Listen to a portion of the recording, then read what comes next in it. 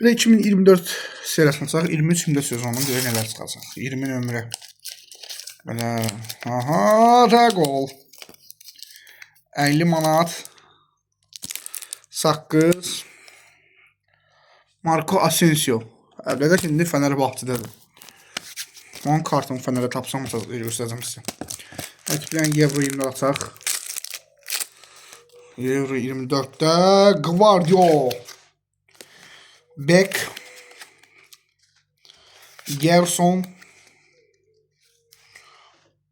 Apşitsi.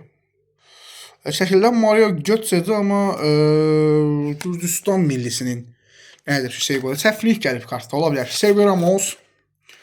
Oho, Ronaldo. Harkeyan. Lenjani. Fikrimcə bu kartın ən əfsanəsi. Səsəsin, hadi Ronaldo. Evet, Ronaldo. Meniyək.